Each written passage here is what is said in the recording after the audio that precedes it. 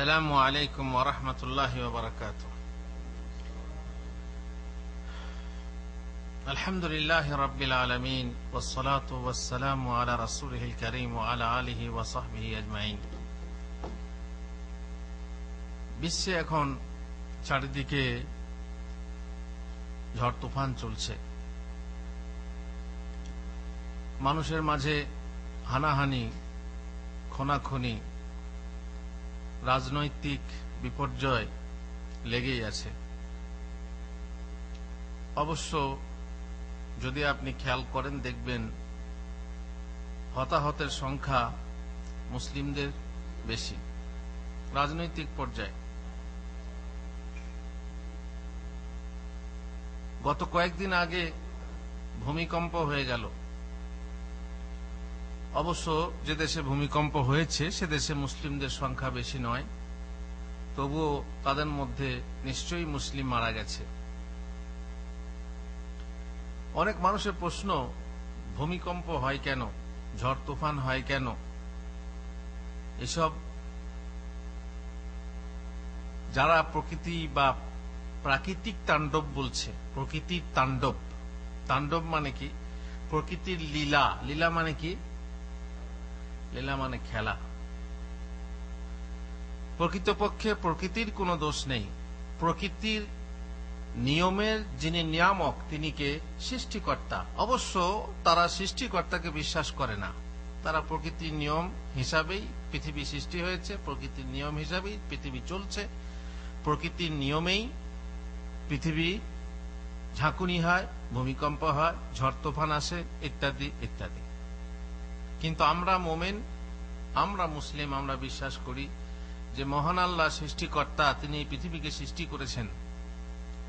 আর পৃথিবী যাতে আমাদেরকে নিয়ে সরে না যায় বা পৃথিবী যাতে সবসময় দোদুল্যমান দুলে না ওঠে, তার জন্য আল্লাহ কি সৃষ্টি করেছেন? পাহাড় সৃষ্টি করেছেন। ওয়াজআলনা ফিহা রাওয়াসিয়া। আল্লাহ তাআলা পাহাড় সৃষ্টি করেছেন। পাহাড় সৃষ্টি করেছেন এই জন্য নয় যে ভূমিকম্প হবে না। পাহাড় সৃষ্টি কেন করেছেন? যাতে পৃথিবী যে সুস্থভাবে শান্তভাবে আছে, আমরা কি সুন্দর জীবন বাস করছি, কি সুন্দর, এখানে আমাদের কোনো অসুবিধা হয় না। কিন্তু ভূমিকম্প হলে কি হয়? যা হয় বুঝতে পারছেন, ঘর বাড়ি সব ধ্বংস হয়ে যায়। ভূমিকম্প যখন হয় বিশেষ করে দেখবেন পাহাড় এলাকাতে বেশি হয়। খেয়াল করে দেখবেন পাহাড় এলাকাতে বেশি হয়। তার মানে এই নয় আল্লাহ তাআলা বলছেন পাহাড় সৃষ্টি করেছি পৃথিবী যাতে সরে না যায়। তার মানে এ নয় যে ভূমিকম্প যাতে না হয়। আর তার মানেই এই আয়াত পড়ে কেউ যেন না বুঝে যে কোরআনে ভুল কথা আছে, বৈজ্ঞানিক ভুল আছে। কারণ কোরআন বলছে পাহাড় সৃষ্টি করেছি যাতে পৃথিবী দুলে না ওঠে, অথচ পাহাড় যেখানে সেখানেই ভূমিকম্প। কিন্তু দুলে না ওঠার মানে হচ্ছে যে পৃথিবী যে জায়গাতে আছে, যে কক্ষে আছে, সূর্য থেকে যতটা পরিমাণ দূরে আছে ততটা পরিমাণ দূর থেকে হয়তো সরে যেত, কিংবা পৃথিবী দোদুল্যমান হতো। আর সেই ক্ষেত্রে শুধু নেপাল দুলত না, সৌদি আরব সহ সারা বিশ্বের সমস্ত দেশ দুলত। ভূমিকম্প যখন হয় তখন কিছু অংশ দোলে, তাই না? না সারা পৃথিবী দোলে? তো এত বড় একটা ভূমিকম্প হলো, যে সুনামি কত বিশাল হলো, আমরা কিন্তু বুঝতে পেরেছিলাম? কিছুই বুঝতে পারিনি। সুতরাং এই ধারণা ভুল যে পাহাড় সৃষ্টি হয়েছে যাতে পৃথিবীতে ভূমিকম্প না হয়। ভূমিকম্প হচ্ছে এক জায়গাতে, আর তা না হলে সারা বিশ্বে, সারা পৃথিবীটাই দুলে উঠত। অনেকে ধারণা করে যে পৃথিবীটা একটা ষাঁড়ের শিঙে আছে। অনেকে বলে পৃথিবীটা একটা ষাঁড়ের শিঙে আছে। এবারে মাঝে মাঝে ষাঁড়টা শিং পাল্টায়, মানে ক্লান্ত হয়ে যায়, তখন শিং পাল্টায়। পৃথিবীটা এক শিং থেকে নিয়ে অন্য শিঙে নেয়, তখন ভূমিকম্প হয়। এটা কেমন যুক্তি? এটা ওই রকম যুক্তি যেমন বলো ওই বুড়ি সুতো কাটছে, চাঁদে বুড়ি সুতো কাটছে, এই শ্রেণীর আন্দাজ, অনুমান, কল্পনা। তো তারা মনে করে যে সিংহে একই বলে আপনার ষাঁড়ের শিং পাল্টায়, তাহলে ষাঁড়ের শিং পাল্টালে পরে গোটা পৃথিবীতে দুলতো না? গোটা পৃথিবীতে তো দুলবে, কিন্তু গোটা পৃথিবীতে দোলে না। অতএব এ ধারণা ভুল। প্রকৃতির লীলা, প্রকৃতির তাণ্ডব, প্রকৃতির খেলা, এ কথাও ভুল। এই কথা ভুল, অবশ্য ওরা ভুল, যারা ভুল তারা ভুল বলে, কিন্তু কোন মুমিন এ কথা বলতে পারে না। কারণ প্রকৃতির নিয়ামক কে? আল্লাহ তাআলা। তিনি এসব সংঘটিত করেন। কিসের জন্য করেন? মানুষকে শিক্ষা দেওয়ার জন্য। আল্লাহর পক্ষ থেকে আযাব আসে, আল্লাহর পক্ষ থেকে মানুষকে ভয় দেখানো হয়।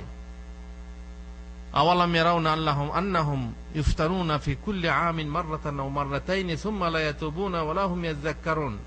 আল্লাহ তাআলা বছরে একবার দুবার করে মানুষকে শিক্ষা দেওয়ার জন্য, কখনো ভূমিকম্প, কখনো বন্যা, কখনো ঝড়ঝঞ্ঝা, কখনো অগ্ন্যুৎপাত এবং বহু কিছু দিয়ে আল্লাহ তাআলা মানুষকে সতর্ক করেন, কিন্তু তারা লা ইয়াতুবুন, তওবা করে না। এসব দেখে শুনেও তওবা করে না। ওয়া লা হুম ইয়াযাক্কারুন, আর উপদেশ গ্রহণও করে না যে এই জিনিসটা হচ্ছে, আমাদেরকে সতর্ক হওয়া দরকার। জীবন নিমেষে আমি বসে আছি, গল্প করছি, হঠাৎ করে দুলে উঠলো আর ভেঙে গেল আর শেষ হয়ে গেল। জীবনের বিশ্বাস নেই, নিঃশ্বাসে বিশ্বাস নেই। অতএব আমাদেরকে প্রস্তুত হয়ে থাকতে হবে যে কখন। এই জন্যেই হাদিসে আছে যে যখন তোমরা সকাল করবে তখন আর সন্ধ্যার ভরসা করো না, আর সন্ধ্যা হলে পরে সকাল হওয়ার ভরসা করো না। আমাদেরকে সবসময় প্রস্তুত থাকতে হবে। যে কোনো জীবন, আমার এ নয় যে আমি জন্ম নিয়েছি 70, 80, 90 বছর বাঁচবো, এই দীর্ঘ আশা করে বসে থাকবো, এটা উচিত না। বরং আজকেই আমার মৃত্যু হতে পারে, এরকম আপনার ভয় থাকা উচিত এবং প্রস্তুতি থাকা উচিত। যে হঠাৎ করে যদি মারা যায়, হঠাৎ করে মারা খুব খারাপ, তাই না? হঠাৎ করে মরে যাওয়া, অ্যাক্সিডেন্টে মারা যাওয়া, ভূমিকম্পে মারা যাওয়া, হঠাৎ করে যেগুলো হয়, সেই সময়ে মানুষ পাপরত অবস্থায় থাকলে কি হবে? পাপরত অবস্থাতেই চাপা পড়বে, তওবা করার সুযোগ পাবে না। সুনামি হলো, সব উলঙ্গ হয়ে সমুদ্রের তীরে বসেছিল, তাই না? হঠাৎ করে এমন এলো ঝটকা যে সবকে কি বলে আপনার সলিল সমাধি বানিয়ে দিল। সলিল সমাধি তা ভেসে কোথায়, কেউ উলঙ্গ অবস্থায় কোথায় গিয়ে লেগেছে আল্লাহ জানে। কেউ উদ্ধার হয়েছে, কেউ হয়নি। তো প্রস্তুতি নেওয়ার সুযোগ পাওয়া যায় না। আর হাদিসে আছে যে শেষ জামানায় কিয়ামতের আলামত, কিয়ামত আসবে, তার আগে হঠাৎ মৃত্যু বেশি পাবে। তার মানে আকস্মিক মৃত্যু, এই যেমন স্ট্রোক, অ্যাক্সিডেন্ট। আর অ্যাক্সিডেন্ট বেশি হওয়ার কারণ, আকস্মিক মৃত্যু বেশি হওয়ার কারণই হলো বেশি গাড়ি ঘোড়া হওয়া। একটা প্লেন দুর্ঘটনা ঘটলে, একটা যদি আপনার ট্রেন দুর্ঘটনা ঘটে, কতগুলো লোক যায়। বাস দুর্ঘটনা ঘটলে হঠাৎ করে অনেক লোক মারা যায়। এই হচ্ছে আকস্মিক মৃত্যু। গাড়ি ঘোড়া বেশি, গাড়ি ঘোড়া তো নয়, গাড়ি বেশি হওয়ার জন্য, যানবাহন বেশি হওয়ার জন্য, আধুনিক যন্ত্রপাতি বেশি হওয়ার জন্য আকস্মিক মৃত্যুর সংখ্যা বেড়েছে। আর এটা হচ্ছে কিয়ামতের একটা আলামত। কিয়ামতের একটা আলামত হচ্ছে যে ভূমিকম্প হবে, আসছে, ধীরে ধীরে ভূমিকম্প হবে। তবে এই শ্রেণী ভূমিকম্প না যে ধসের কথা বলা হয়েছে, খাসফুন বিল মাশরিক, খাসফুন বিল মাগরিব যে বলা হয়েছে, খাসফুন বিল জাজিরাতুল আরব, বিজাজিরাতুল আরব। তার মানে তিনটে এমন ভয়ানক ধস নামবে মাটিতে, সে মানে উল্লেখযোগ্য, ছোটখাটো কথা না, এসব কিয়ামতের আগে হবে। মোট কথা, পৃথিবী ধ্বংস হবে।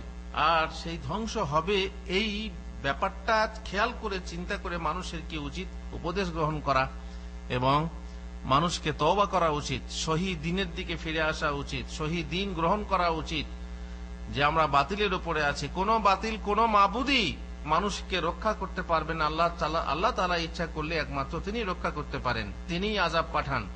অতএব তার আযাব থেকে আমাদের সতর্ক থাকা উচিত।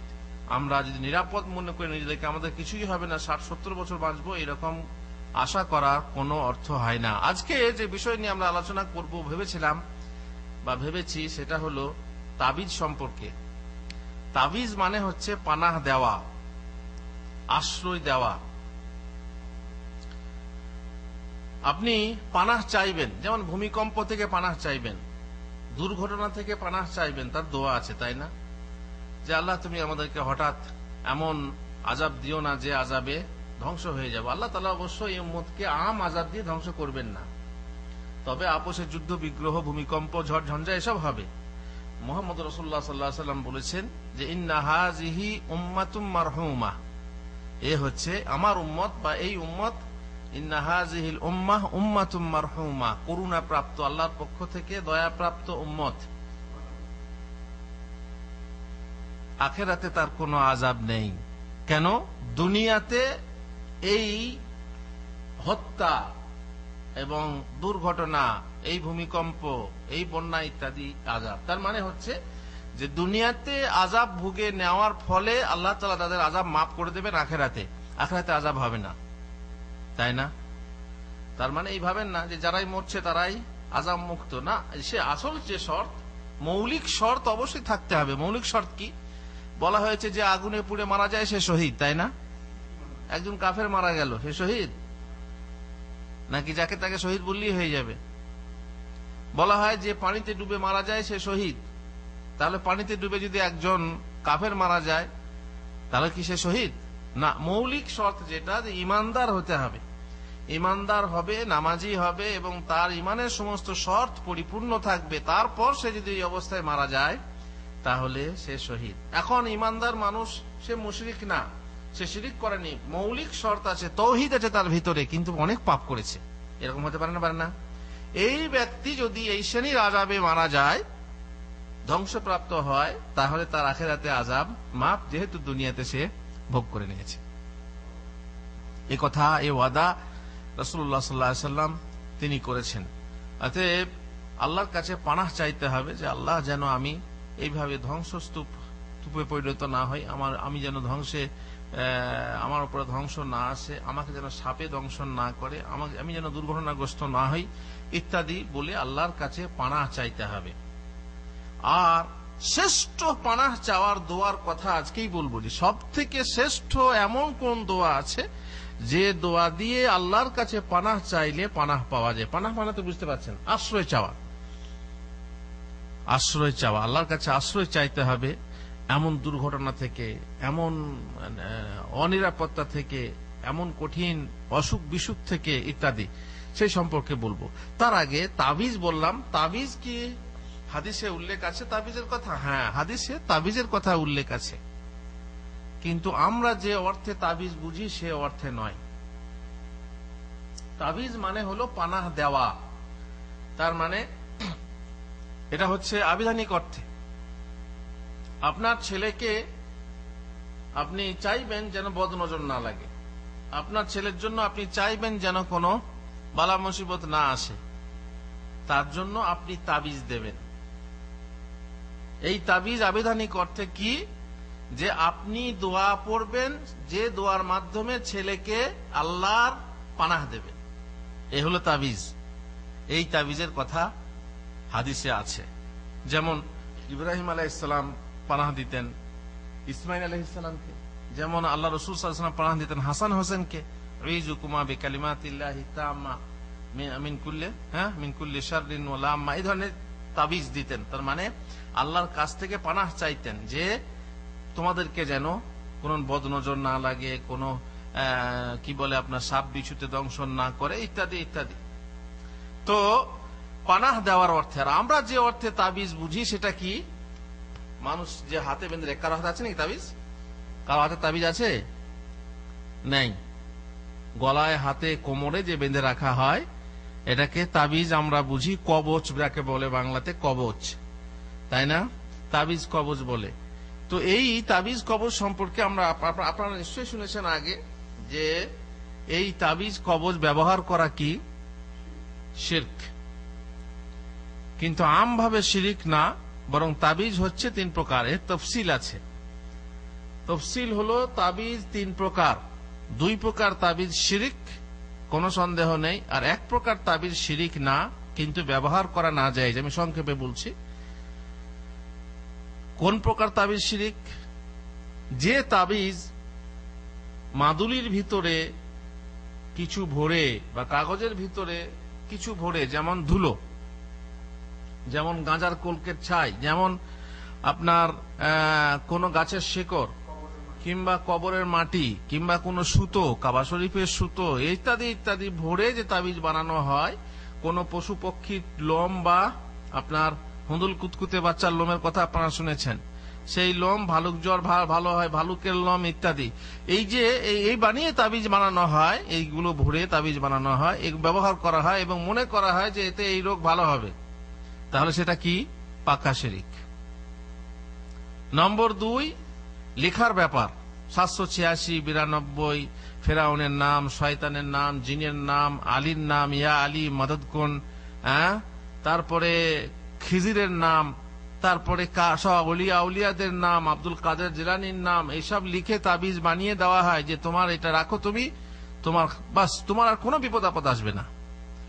আপনি হাতে বাঁধলেন এবং ভাবলেন আমার সাথে অ্যাটম বোম আছে, এই অ্যাটম বোম থাকলে আর কেউ আমার কোনো ক্ষতি করতে পারবে না। এটা কি শিরিক, তাই না? এটাও হচ্ছে শিরিক, ব্যবহার করা যাবে না। ওই লিখিত তাবিজ নকশা বানিয়ে দেখবেন, কত রকমের নকশা আছে এবং তাতে গায়রুল্লাহর কাছে পানাহ চাওয়ার কথা আছে। তো সেখানে এই তাবিজ ব্যবহার করা নিঃসন্দেহে শিরিক। কিন্তু 3 নম্বর তাবিজ হচ্ছে যে তাবিজ কোরআনের আয়াত দিয়ে লেখা হয়, কুল আল্লাহু আহাদ, কুল আউযু বিল ফালাক, কুল আউযু বিন নাস ইত্যাদি সূরা দিয়ে লেখা হয়, অথবা সহিহ হাদিসের কোন দোয়া দিয়ে লেখা হয়, যেমন ওই যে উইজুকুমা বিকালিমাতিল্লাহি তাম্মা মিন কুল্লি আইনিন লাম্মা ইত্যাদি, যে সহিহ হাদিসের দোয়া দিয়ে লেখা হয়।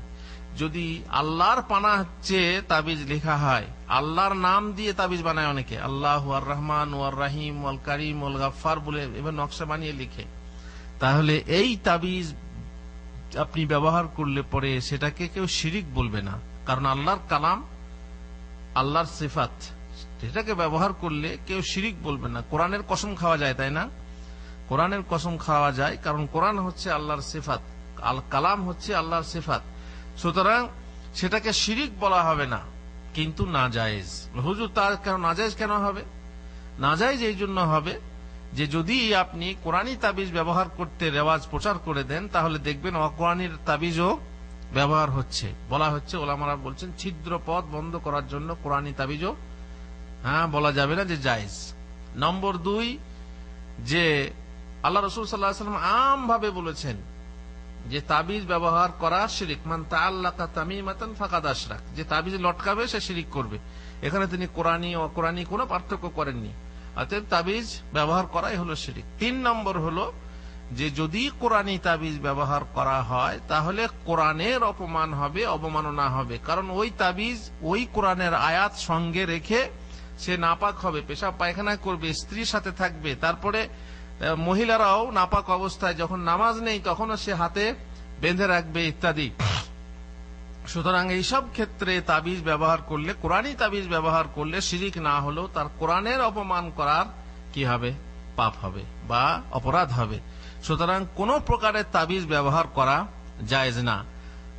ঈসা ইবনে আব্দুর রহমান ইবনে আবি লাইলা বলছেন, দাখালতু আলা আব্দুল্লাহ ইবনে উকাইম আবি মাবদ আল-জুহানী আউদ, অসুস্থ ছিলেন আব্দুল্লাহ বিন উকাইম আবু মাবদ আল-জুহানী, তিনি অসুস্থ ছিলেন, তিনি সাহাবী, তার সাথে কোন একটা রোগ ছিল, ওই লাল মতো কি সব দেহে বের হয়েছিল।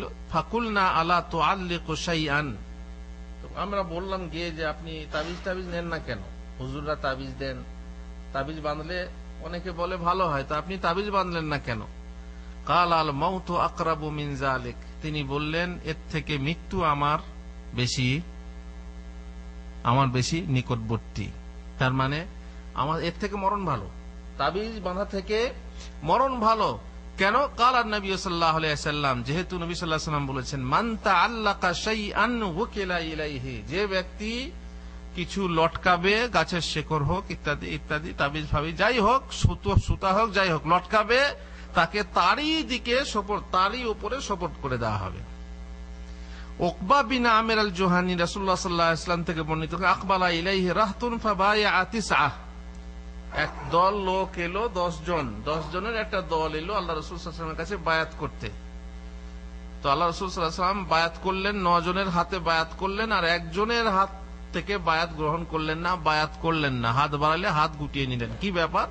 ফাকালু ইয়া রাসূলুল্লাহ বায়াতা তিসআ ওয়া তারাকতা হাযা, আপনি 9 জনের বায়াত নিলেন আর এর কাছ থেকে হাত গুটিয়ে নিলেন, কি ব্যাপার?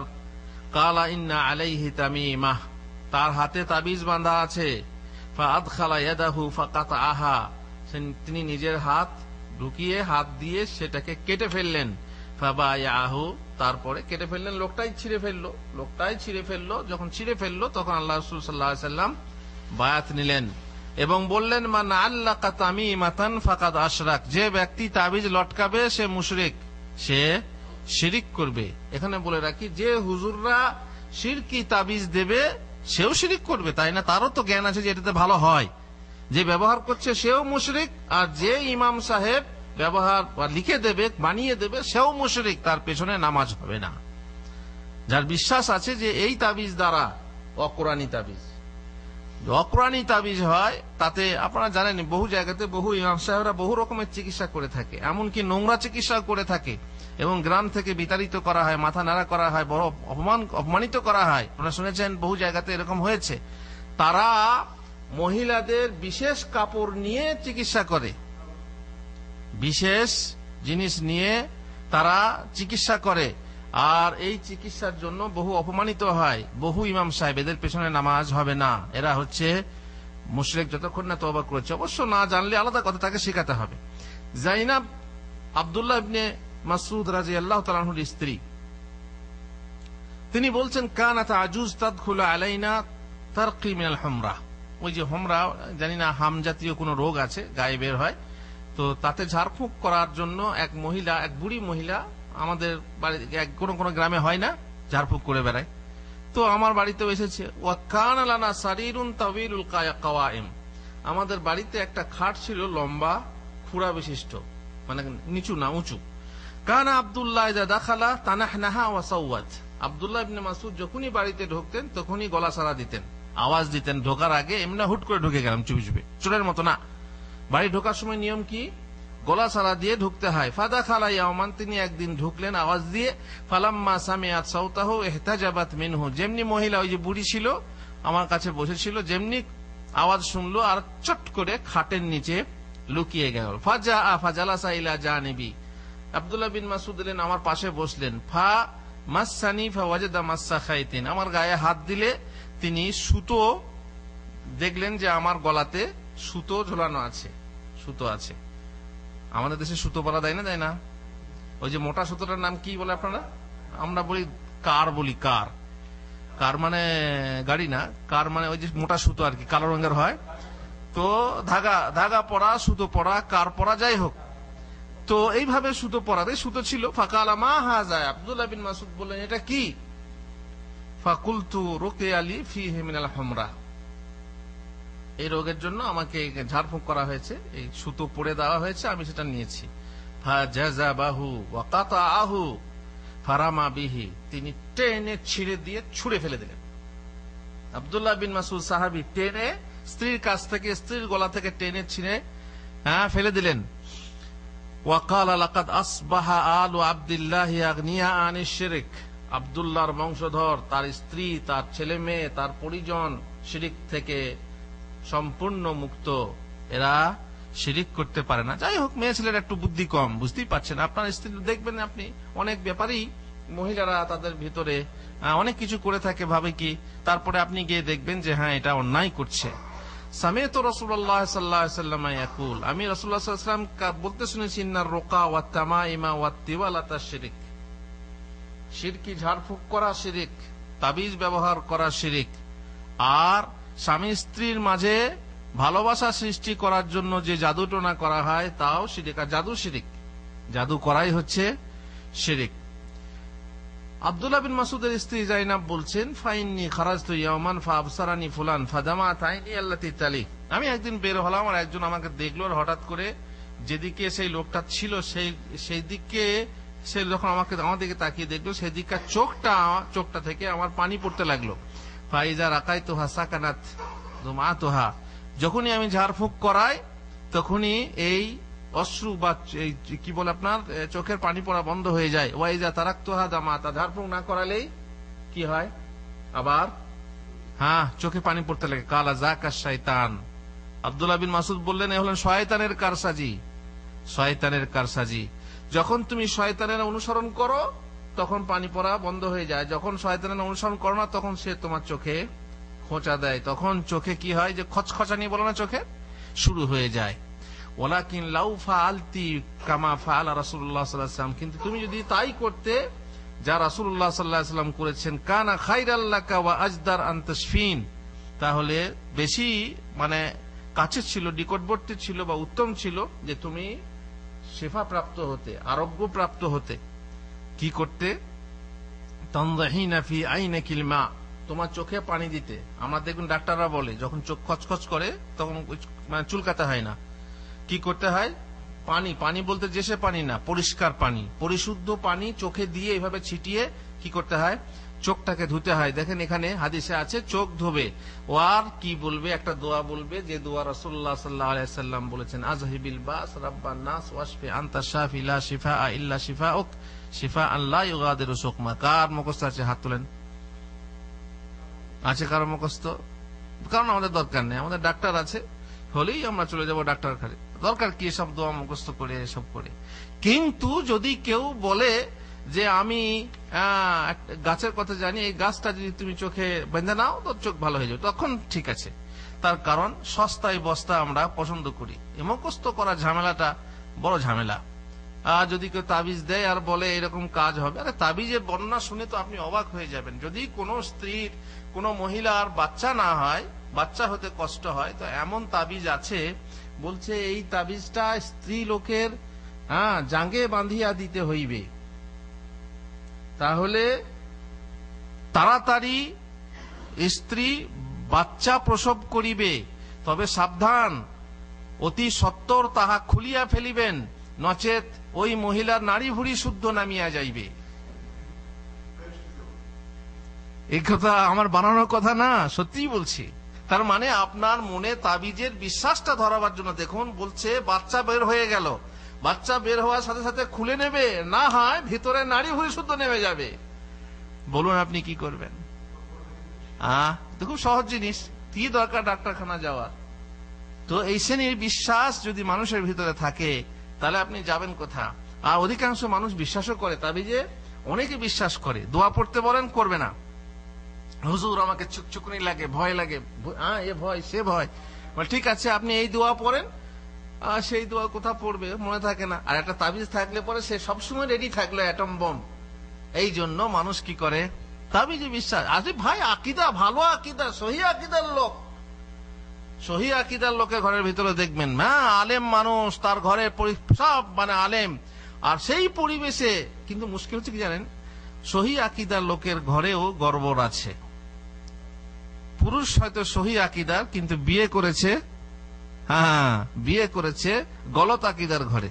এবারে বউটি যখন এসেছে, তখন আপনার নিজের কাজ চালাচ্ছে, তার মায়ের কাছ থেকে সে পরামর্শ নেয়, সে তার বাবার কাছে, সেই খারাপ আকিদার বিশ্বাস তার ঘরেও চলে, অথচ এই পুরুষ খেয়াল করে না তার ঘরে শিরিক হচ্ছে। যাই হোক, তাবিজ দরকার আছে। যদি কাউকে ভয় লাগে, যদি এই শরীর ভূমিকম্প বা ইত্যাদি দুর্ঘটনার ভয় লাগে, তাহলে তাবিজ দরকার আছে। কিন্তু তাবিজ বলতে সাধারণত মাদুলি, কবজ ইত্যাদি বোঝা হয়। সে অর্থে তাবিজ ব্যবহার আসলে শিরিক, কথা বলা হলো। অবশ্য কোরআনী আয়াত দ্বারা লিখিত তাবিজ শিরিক নয়, সে কথাও আপনাদেরকে বলা হলো। তবে শরীয়তের পরিভাষায় তাবিজ হলো দোয়া। দোয়া পড়ার মাধ্যমে নিজেকে অথবা অপরকে জিন, শয়তান, রোগ বালা বা জাদু ইত্যাদি হতে আল্লাহর আশ্রয় দেওয়া, এর নাম হলো তাবিজ। আর যে ব্যক্তি আল্লাহর আশ্রয় পেয়ে যায়, সে কি কোনোভাবে বিপদগ্রস্ত হতে পারে? কখনোই না। নানা বালা মুসিবত, বিপদ আপদ থেকে রক্ষা পাওয়ার বহু তাবিজ ও দোয়া আছে। তাবিজ মানে কি বললাম? আবিধানিক অর্থে দোয়া। সেই দোয়া, সেই সব দোয়ার মধ্যে কোরআনী দোয়া সবচেয়ে উত্তম। সেই সব দোয়ার মধ্যে কোরআনী দোয়া হচ্ছে সবচেয়ে উত্তম। সবচেয়ে উত্তম কোরআনী দোয়া কি, সেগুলো আমরা আজকে জানবো। মহান আল্লাহ আমাদেরকে বহু দোয়া শিক্ষা দিয়েছেন তার কোরআনে। আম্বিয়া আলাইহিমুস সালাম গুণের বহু দোয়া বর্ণিত আছে তাতে।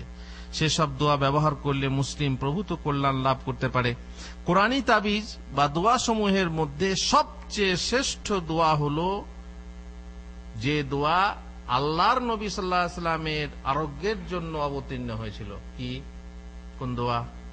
আল্লাহ নবী সাল্লাল্লাহু আলাইহি ওয়াসাল্লামকে জাদু করা হয়েছিল, যদিও অনেকে অস্বীকার করেছে। আল্লাহ নবী সাল্লাল্লাহু আলাইহি ওয়াসাল্লামকে জাদু করা হয়েছিল, আর সেই জাদু থেকে আরোগ্য পাওয়ার জন্য দুটো দোয়া অবতীর্ণ হয়েছিল, সূরা নাস আর সূরা ফালাক। অতএব সব থেকে শ্রেষ্ঠ ব্যক্তির আরোগ্যের জন্য যে দোয়া অবতীর্ণ হয়েছিল সেই দোয়াই হলো সর্বশ্রেষ্ঠ দোয়া। এবারে শুনুন হাদিসে কি বলছেন। ইবনে আবিস আল জুহানী বলছেন, কালা রাসূলুল্লাহ সাল্লাল্লাহু আলাইহি ওয়াসাল্লাম ইয়া ইবনে আবিস, আল্লাহ রাসূল সাল্লাল্লাহু আলাইহি ওয়াসাল্লাম তাকে বললেন ইয়া ইবনে আবিস, ইবনে আব্বাস না, ইবনে আবিস, আলা উখবিরুকা বিআফদালি মা তাআওয়াজা বিহিল মুতাআউযিজুন, যারা পানাহ চায় সেই পানাহ চানেওয়ালাদের সব থেকে উত্তম পানার দোয়া আমি কি তোমাকে শিখিয়ে দেবো না, বলে দেবো না? কুলতু বালা ইয়া রাসূলুল্লাহ, অবশ্যই বলে দেন হে আল্লাহর রাসূল। কাল কুল আউযু বিরাব্বিল ফালাক ওয়া কুল আউযু বিরাব্বিন নাস, সব থেকে শ্রেষ্ঠ দোয়া। পানাহ চান, কিসে থেকে পানাহ চান? কিসে থেকে পানাহ চান আপনি? ওখানেই উল্লেখ আছে, আপনি বলেন কুল আউযু বিরাব্বিল ফালাক, রব থেকে আপনি রবের কাছে পানাহ চাচ্ছেন কি? মিন শাররি মা খালাক। বাস যদি এইটাই শুধু হতো যথেষ্ট ছিল। মিন শাররি মা খালাক, আল্লাহ তাআলা যা সৃষ্টি করেছেন সেই সৃষ্টি, সকল সৃষ্টির অমঙ্গল থেকে, অনিষ্ট থেকে। আর কিছু আছে? সব চেষে গেল এতে। এখানে ভূমিকম্প বলুন, এখানে ভূত জিন বলুন, এখানে আপনার হিংস্র জন্তু জানোয়ার বলুন, এখানে সন্ত্রাসী বলুন, যা বলবেন বলুন, মিন শাররি মা খালাক, যা সৃষ্টি করেছেন সমস্ত সৃষ্টির ক্ষতি থেকে, অনিষ্ট থেকে আমি পানাহ চাচ্ছি। ওয়া মিন শাররি গাসিকিন ইযা ওয়াকাব, রাতের বেলাতে মানুষ বেশি, যখন এই রাত্রির ছেয়া আসে, আপনারা নিশ্চয়ই যারা মাঝরাতে রয়েছেন একা একা, অনেকে যারা থাকেন, জানি না ফাইয়াজ ভাই একা থাকে, ভয় লাগে না? লাগে না? আমি একবার গিয়েছিলাম এই আর্তাবিয়া রোডে গিয়ে 13 কিলোমিটার না আরো বেশি, সেখানে গিয়ে ডান দিকে নেমে মরুভূমিতে প্রায় 3-4 কিলোমিটার গিয়ে দেখছি এক পাহাড়, সে পাহাড়ের নিচে ছাগল নিয়ে এক লোক, তামিলের লোক আছে। চারিদিকে তো মরুভূমি, আপনারা জানেন সৌদি আরবের মরুভূমি কি, সেখানে গাছপালা নেই, ছোট ছোট বাবলা গাছ কোথাও হয়তো ওয়াদিতে আছে, আর সেখানে ওই ঘেরা বেড়া করে দিয়েছে, সেখানে ছাগল আছে আর একটা তাবু গাড়া আছে। সেখানে গেলাম, যে যদি লোকটা মুসলমান হয়, বহু বছর ধরে আছে বলছে, কথা বললাম, তোমাকে এখানে ভয় লাগে না? বলছে ভগবান, হ্যাঁ ভয় কি লাগবে, ভগবান তো আছে, তো ভয় মোটামুটি তোমার মনে? বলছে এই যে সন্ধ্যা হলেই আমি ঘর ঢুকে যাই, ওই যে ওখানে পানি আছে, সবকিছু আছে, খেয়ে করে আপনি আমরা রান্না বান্না করিনি, অবশ্য যখন ঝড়টর হয় তখন ওই যে ভাতে আর ধুলোতে খেতে হয়, আর তাবু বন্ধ করে নি, তারপরে তাঁবুর ভিতরে ছেকে যায়, তারপর তার কোন ব্যাপার নেই, সকাল ছাড়া উঠেই না, বুঝতে পারছেন তো? সেখানে একা বাস করা, এখন যদি তাঁবুর বাইরে কিছু একটা আওয়াজ হয়, তোমার মনে হয় দুর্বল হার্টের মানুষ হার্টফেল করে বসবে, এত ভয় লাগে। কিন্তু বুঝে ভগবান, হ্যাঁ ভগবানের উপরে ভরসা আছে, বুঝতে পারছেন তো? কথা হলো কি, যদি আপনি যে কোনো প্রকারে শুধু মিন শাররি মা খালাক এইটুকু বলি যথেষ্ট, কিন্তু ওয়া মিন শাররি গাসিকিন ইযা ওয়াকাব ওয়া মিন শাররিন নাফাসাতি ফিল উকাদ, বিশেষ করে জাদুকারিনীর ফুৎকার থেকে। জাদু যদি কেউ করে, জাদুর দ্বারাতে ক্ষতিগ্রস্ত করা যায়, তাই না? জাদুর দ্বারাতে ক্ষতিগ্রস্ত করা যায়, এই জন্য তার থেকেও পানাহ চাওয়া হয়েছে। আর কি? ওয়া মিন শাররিন নাফাসাতি ফিল উকাদ ওয়া মিন শাররি হাসিদিন ইযা হাসাদ। এই এক কঠিন, হিংসুকের হিংসা থেকে বাঁচা বড় কঠিন, কারণ হিংসুক আপনার ঘরেও থাকে, হিংসুক ঘরের বাইরেও থাকে। এই হিংসুকের হিংসা থেকে বাঁচা বড় কঠিন, অতএব আপনি আল্লাহর কাছে পানাহ চেনেন, তাহলে হয়ে গেল। কুল আউযু বিরাব্বিন নাস মালিকিন নাস ইলাহিন নাস, মানুষের মাবুদ, মানুষের মালিক, মানুষের প্রতিপালক, এই প্রতিপালকের কাছ থেকে, প্রতিপালকের নিকটে আপনি পানাহ চাচ্ছেন। কি থেকে? ইলাহিন নাস মিন শাররি ওয়াসওয়াসিল খান্নাস, মানুষের কুমন্ত্রণা থেকে, খান্নাসের কুমন্ত্রণা থেকে, যে গোপনে আসে ফুস মন্ত্র দিয়ে সংসার ভাঙে, জানেন? এমন বহু মানুষ আছে, বাংলাতে প্রসিদ্ধ শকুনি মামা, প্রসিদ্ধ, ফুস মন্ত্র দেয় আর সংসার ভাঙার চেষ্টা করে। এমন খান্নাসের মন্দ থেকে, আল্লাযী ইউওয়াসবিসু ফি সুদুরিন নাস মিনাল জিন্নাতি ওয়ান নাস, জিন এবং মানুষ দুই প্রকারের শয়তান আছে, অতএব আমি এর পানাহ চাচ্ছি। তাহলে বোঝা গেল এই দুটো সূরা যদি আপনি পড়েন যথেষ্ট, এর থেকে সুন্দর দোয়া এবং ভালো দোয়া আর নেই। উকবা বিন আমির বলছেন, তার থেকে বর্ণিত, রাসূলুল্লাহ সাল্লাল্লাহু আলাইহি ওয়াসাল্লাম বলেছেন, আলাম তারা আয়াতিন উনজিলাত হাযিহিল লাইলা, তুমি কি মনে করো আজকে গত রাত্রে আমার উপরে কিছু আয়াত অবতীর্ণ হয়েছে, লাম ইউরা মিসলুহুন্না, তার মতো কোনো কিছুই দেখা যায়নি, তার মানে এর আগে এরকম আয়াত অবতীর্ণই হয়নি। কুল আউযু বিরাব্বিল ফালাক ও কুল আউযু বিরাব্বিন নাস, মুসলিম শরীফের হাদিস। আবু সাঈদ খুদরি থেকে বর্ণিত, কালা কারা রাসূলুল্লাহ সাল্লাল্লাহু আলাইহি ওয়াসাল্লাম ইয়াতাআওয়াযু মিনাল জান, আল্লাহ রাসূল সাল্লাল্লাহু আলাইহি ওয়াসাল্লাম জিন থেকে পানাহ চাইতেন, জিনের ক্ষতি থেকে পানাহ চাইতেন। ওয়া আইনিল ইনসান, মানুষের বদনজর থেকে পানাহ চাইতেন। হাত্তা নাজালাত মুআওয়াজাতান, তিনি এমনি বলেছেন, আল্লাহ তুমি আমাকে বদনজর থেকে রক্ষা করো, আল্লাহ তুমি আমাকে জিন থেকে রক্ষা করো। কিন্তু যখনই 2 সূরা অবতীর্ণ হলো, তিনি সমস্ত দোয়া ছেড়ে দিলেন এবং এই দুটো দোয়া বেছে নিলেন। ওয়া তারাকা মা সিওয়াহুমা, তার মানে বেছে নিলেন। আল্লাহ রাসূল সাল্লাল্লাহু আলাইহি সাল্লাম এই দুটো সূরাকে বেছে নিলেন। তার এই তো শিক্ষা আছেই। তার একটা অভ্যেস ছিল,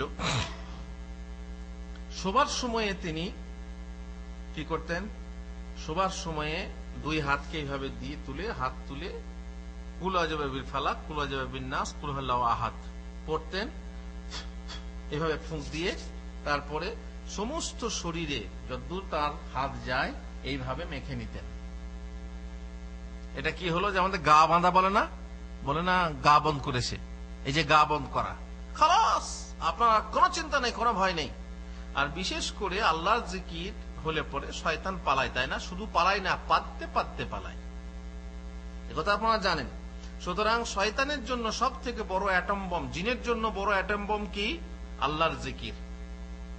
আল্লাহর জিকির হলে পরে, আর কোরআনের আয়াত হলে তো কোনো ব্যাপারই নেই। আল্লাহ রাসূল সাল্লাল্লাহু আলাইহি ওয়াসাল্লাম এটা ব্যবহার করতেন 3 বার, যে শোয়ার সময় যেটা পড়বেন এভাবে এটা 3 বার করতে হবে, 3 কুল 3 বার করে। আব্দুল্লাহ ইবনে খুবাইব বলছেন, একদা রাসূলুল্লাহ সাল্লাল্লাহু আলাইহি ওয়াসাল্লাম আমাকে বললেন, সকাল সন্ধ্যায় কুল হুয়াল্লাহু আহাদ এবং কুল আউযু বিরাব্বিল ফালাক এবং কুল আউযু বিরাব্বিন নাস 3 বার করে পড়ো, তাহলে প্রতিটি ক্ষতিকর জিনিস থেকে নিরাপত্তার জন্য যথেষ্ট। সকালবেলায় 3 বার করে পড়বেন, আর সন্ধ্যাবেলায় 3 বার করে পড়বেন। 3 কুলকে 3 বার করে পড়বেন, খালাস, সব থেকে বেস্ট, সব থেকে শ্রেষ্ঠ তাবিজ। মুআজ বিন আব্দুল্লাহ বিন খুবাইব তার পিতার নিকট হতে বর্ণনা করে বলেন, তার পিতা বলেছেন, একদা আমরা বৃষ্টিময় ঘোর অন্ধকার রাতে, দেখেন এটা হচ্ছে প্রাকৃতিক দুর্যোগ, তাই না? বৃষ্টিময় ঘোর অন্ধকার রাত্রে আল্লাহ রাসূল সাল্লাল্লাহু আলাইহি ওয়াসাল্লামকে খুঁজতে বের হলাম। উদ্দেশ্য ছিল তিনি আমাদের নামাজের ইমামতি করবেন। আমরা তাকে পেয়ে নিলে তিনি বললেন, বলো। পেয়ে গেলাম, তিনি সাক্ষাৎ হওয়ার পরেই বললেন, বলো। আমি কিছুই বললাম না, কি বলবো, আগে পিছিয়ে জানা নেই কিছুই। পুনরায় তিনি বললেন, বলো। আমি কিছুই বললাম না, তিনি আবারও বললেন, বলো। এবারে আমি বললাম, হে আল্লাহ রাসূল, কি বলবো? বলার তো কিছু থাকতে হবে, কি বলবো? তিনি বললেন, কুল, মানে বলো, কুল হুয়াল্লাহু আহাদ, কুল আউযু বিরাব্বিল ফালাক, কুল আউযু বিরাব্বিন নাস। 3 কুল বলো। আর 3 কুলের প্রথমই শব্দই হচ্ছে কি? কুল। কুল মানে কি?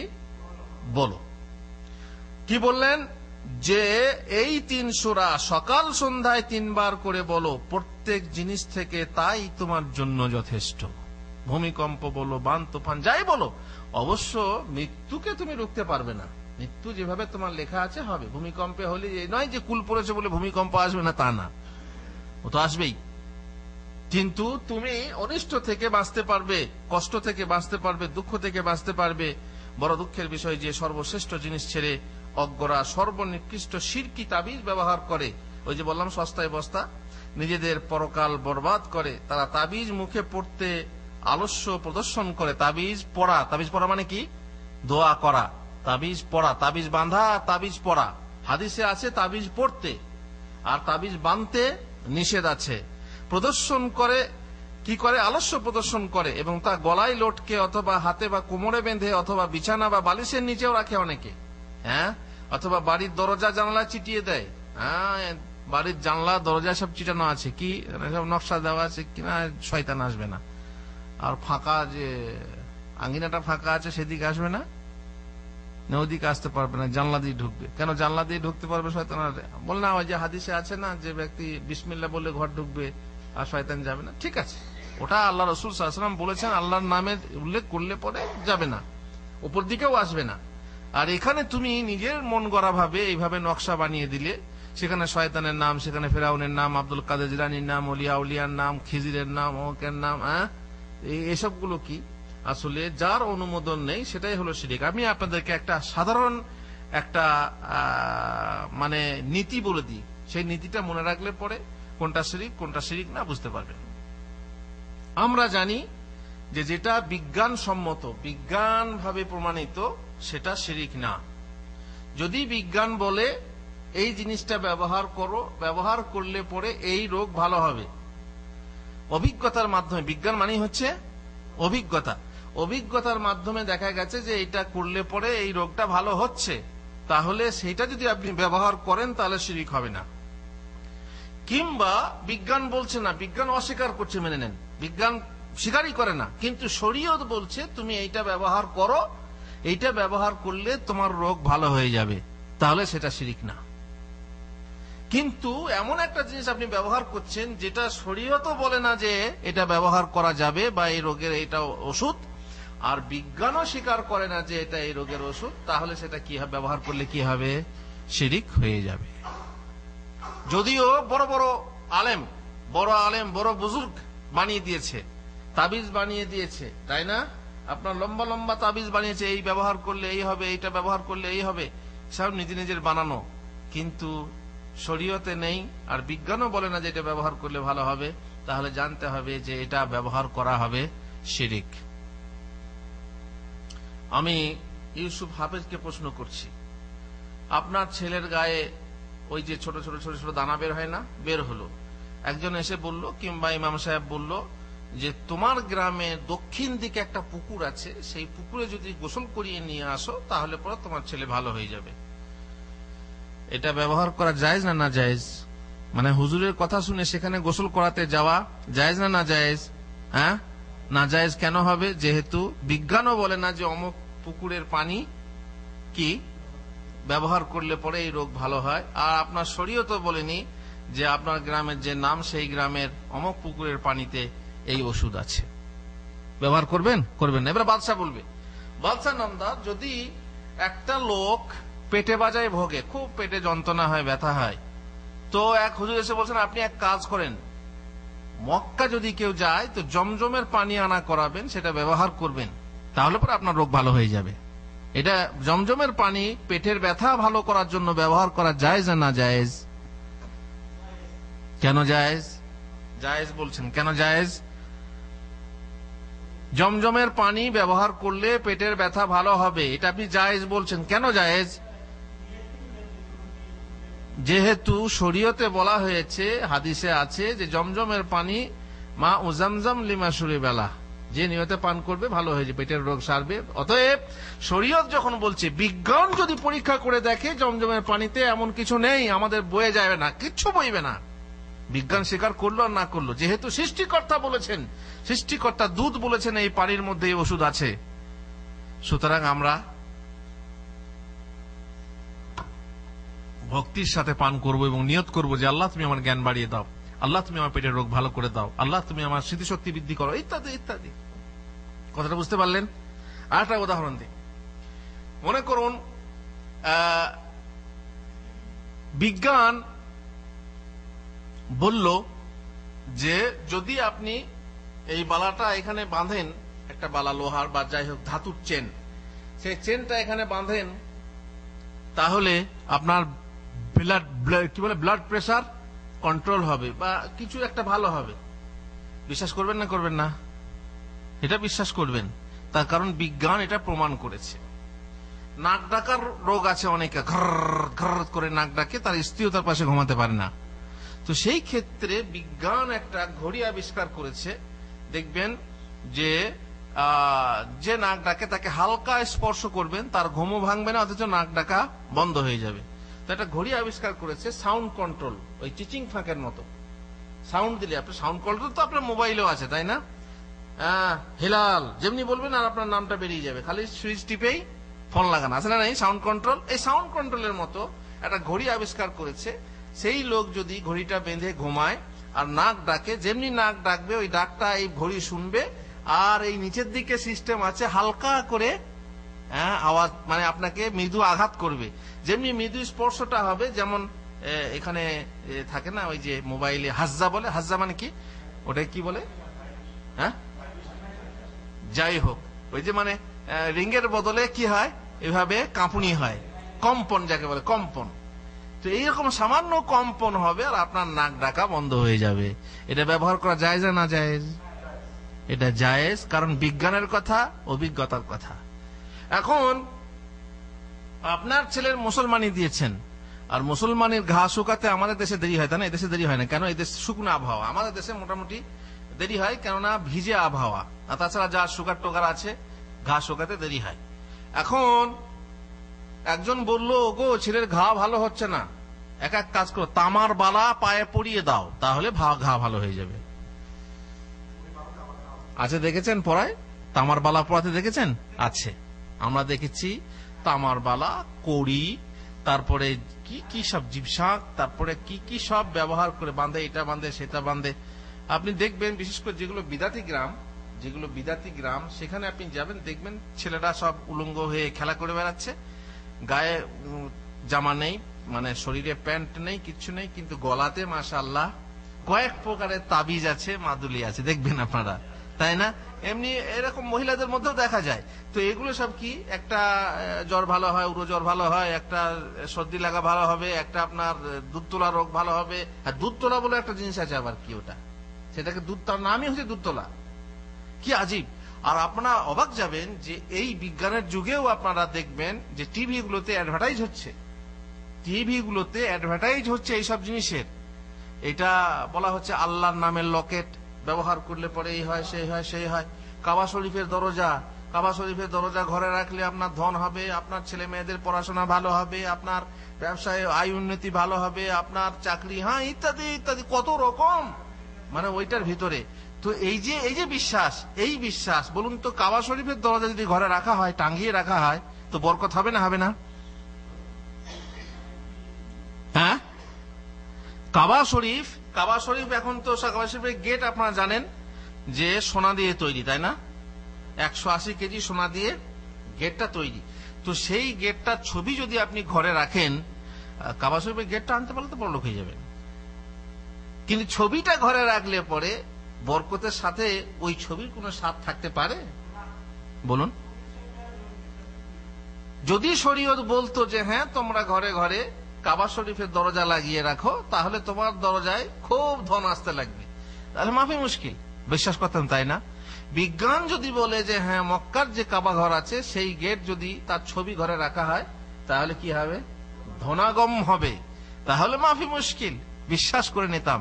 কিন্তু না এ বলে আর না ও বলে, আর তার মানে সেটা ব্যবহার করা কি শিরক। এটা সবসময় বুঝতে হবে, যে কোনো জিনিস আপনি ব্যবহার করবেন, দেখবেন যে শরীয়তের অনুমোদন আছে কিনা। শরীয়তের অনুমোদন থাকলে সেটা চিকিৎসা স্বরূপ ব্যবহার করা চলবে, কোনো সমস্যা নেই। কিন্তু না, অনুমোদন না থাকলে আপনি সেটা ব্যবহার করলে কি হবে? শিরক হবে, একদম শিরক হবে। যেহেতু যে বিষয়ে, যে কারণ, যে হেতু নেই, আপনি সেই আপনি নিজে সৃষ্টি করছেন, তাহলে আপনি শিরক করছেন। সুতরাং যে পদ্ধতি আসলে মুক্তি ও রক্ষার নয়, বরং তা ধ্বংসের ও সর্বনাশের পথ, সে পথ মোটেই গ্রহণ করবেন না। মুখে পড়লে অনেকের হাতে একিন থাকে, অনেকের তাতে, মানে যে মুখে যদি কেউ পড়ে একিন থাকে না, আর তাছাড়া মুখ ঠিক মতো পড়তেও পারে না অনেকে, কিন্তু হাতে বাঁধলে ভাবে অ্যাটম বোম বাঁধা আছে, তখন তার মনে জোর থাকে, বুকে সাহস থাকে, শয়তান তার মনে আশ্বাস দেয়, আর তাতেই তার লাভ। সুতরাং বুঝতেই পারছেন, যদি আপনার হাতে থাকে শয়তান আপনাকে ভয় দেখাবে না, আর যদি হাতে না বাঁধেন তখন শয়তান ভয় দেখাবে। যখনই আপনি বাঁধবেন তখন লাভ কার? শয়তানের লাভ। শয়তান আপনার ইমানটা কি করে নেয়? লুটে নেয় এরই মাধ্যমে। যেমন আব্দুল্লাহ বিন মাসুদের স্ত্রী জাইনাব বললেন, এবং আব্দুল্লাহ বিন মাসুদ বললেন যে এটা শয়তানের কারসাজি। যখনই তুমি তাবিজ বাঁধবে আর ভয় লাগবে না, কারণ শয়তান আর ভয় দেখাবে না। আর যখনই তুমি তাবিজ খুলে ফেলে দেবে, ওরে বাবরি সর্বনাশ, এসছে আমার অফিসে, ধরে নিয়ে এসছে মোতাবা তো বোঝেন, হায়ার লোক, তাবিজ দেখেছে, ধরে নিয়ে এসছে অফিসে। তুমি কে? বাঙালি, চলো অফিসে বাঙালি আছে, চলো আমার কাছে নিয়ে এসছে। বলছে জিজ্ঞেস করো এই তাবিজটা খুলে, বলছে খুলে দেখো। সে ভয় করছে, না খুলেন না হুজুর, খুলেন না। কেন? কি খুলবো? কি হবে? দেখছি তো, হ্যাঁ কাগজটা খুলে দেখছি হিজিবিজি হিজিবিজি, কোনো আরবি লেখা নাই, কোনো বাংলাও নাই, এই যে দাগটা না আছে। আর বলে হুজুর বিশ্বাসে মিলাই বস্তু তর্কে বহুত। হ্যাঁ তা ঠিক, বিশ্বাস করে দিয়ে আপনি করেন তো আপনার কাজে লাগতে পারে, কারণ মূর্তির সামনে গিয়েও লোকে সন্তান পাচ্ছে, পাচ্ছে না পাচ্ছে না? হ্যাঁ, কুমির পীরের আস্তানায় গিয়ে কুমিরকে মুরগি খাইয়ে মোরগ খাইয়ে লোকে সন্তান পাচ্ছে। কচ্ছপ পীরের আস্তানায় গিয়ে কচ্ছপকে গোস্ত রুটি খাইয়ে লোকের প্রেম অনির্বাণ হচ্ছে এবং সেখানে সন্তান পাচ্ছে। মাছে পীর কি পীর, সব পীরের কাছে আপনি যেখানে আপনি যাবেন বিশ্বাস করে, দেনেওয়ালাকে আল্লাহ দিচ্ছেন, কিন্তু শয়তান মাঝখান থেকে আপনার ইমানটাকে লুটে নিয়ে আপনাকে মুশরিক বানিয়ে ফেলছে। সুতরাং শয়তানের কারসাজি, আর এই কারসাজিতে যদি আপনি ফেঁসে যান তাহলে বড় মুশকিল। এই জন্য সব থেকে শ্রেষ্ঠ তাবিজ আপনি ব্যবহার করুন, সেটা হলো কি বললাম, 3 কুল। 3 কুল হলো সব থেকে শ্রেষ্ঠ তাবিজ। সমস্ত রকমের অসুস্থতা, সমস্ত রকমের বিপদ আপদ থেকে আপনি মুক্তি পাবেন। কুল হুয়াল্লাহু আহাদ, কুল আউযু বিরাব্বিল ফালাক, আর কুল আউযু বিরাব্বিন নাস। কি ব্যবহার পদ্ধতি কি বললাম?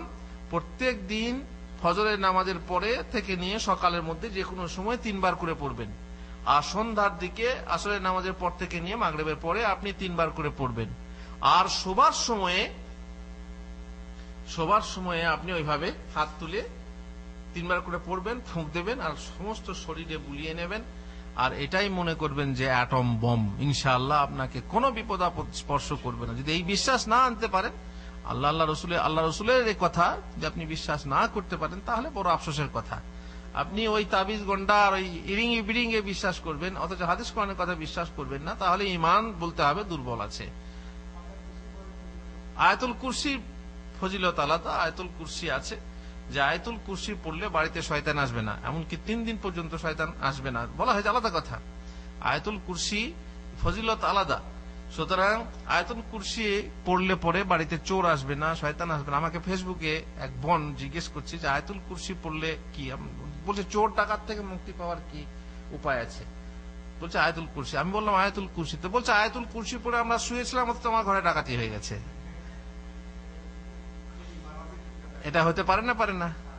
এখন সমস্যা হচ্ছে। আমি বললাম দেখুন, অনেক সময়ে ডাক্তাররা ওষুধ দেয়, বলে এইটা ব্যবহার করলে পরে এই রোগটা ভালো হবে, কিন্তু আমরা ওষুধ খাই, ভালো হয় না, হয় না? আমাকে আমার হাঁটুতে ব্যথা ছিল, ভালো ব্যথা ছিল আমার হাঁটুতে, গেলাম, গিয়ে আমাকে বললো যে এইটা খাও, 10টা ট্যাবলেট আছে, খাও, ভালো হয়ে যাবে। 10টা কি খেলাম, তারপরেও ভালোই হলো না। তো কেন ভালো হলো না? রোগের ওষুধ খাওয়া সত্ত্বেও ভালো হয় না। সেখানে কি জানতে হয় যে রোগের ওষুধটা যে কাজ করবে, তার প্রতিক্রিয়া, যে সে প্রতিক্রিয়াটা মানে যখনই প্রকাশ করবে তাতে কোনো বাধা সৃষ্টি হয়। এই জন্য ডাক্তাররা দেখবেন অনেক সময় ওষুধ দিয়ে বলে এইটা খাবেন না, ওইটা খাবেন না, বলে না? বিশেষ করে হোমিওপ্যাথিক ওষুধের বিভিন্ন শর্ত আছে। কাঁচা পেঁয়াজ খাবেন না, বিড়ি সিগারেট খাবেন না, মদ খাবেন না, এসব বলে না।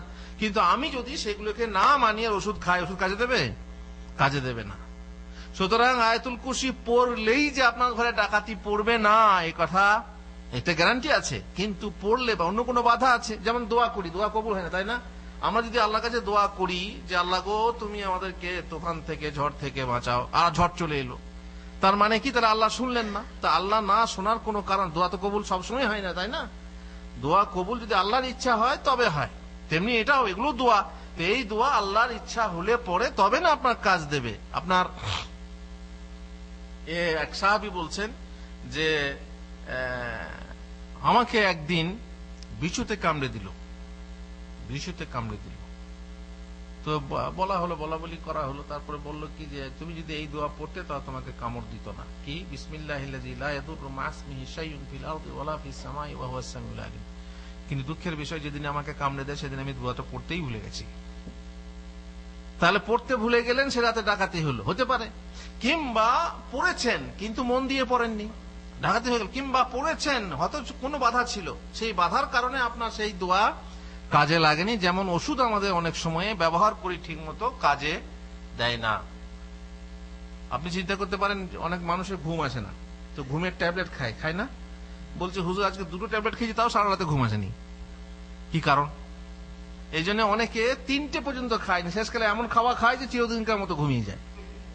তো ওষুধ ব্যবহার করলেই যে আপনার রোগ ভালো হবে তা না। যাই হোক, সেই রকমই দোয়া ব্যবহার করলেই যে আপনার ভালো হবে তা না। আল্লাহর যে তকদির আছে সেই তকদির যথাসময়ে আসবে, তাতে সে রোগের কোনো ওষুধ নেই, মৃত্যু রোগের কোনো ওষুধ নেই। অতএব আমরা আমাদের কাজ করে যাব, আল্লাহর তকদির কাজ করবে, সেটা তো অবধার্য আছেই। আমরা নিয়মিত আল্লাহর কাছে পানাহ চাইব, সব থেকে শ্রেষ্ঠ তাবিজ ব্যবহার করব, বেঁধে নয়, কিসে, মুখে পড়ে। কুল হুয়াল্লাহু আহাদ, কুল আউযু বিরাব্বিল ফালাক, আর কুল আউযু বিরাব্বিন নাস। আল্লাহ আমাদেরকে তৌফিক দেন। ওয়া সাল্লাল্লাহু আলা নবিয়িনা মুহাম্মদ ওয়া আলা আলিহি ওয়া সাহবিহি আজমাইন।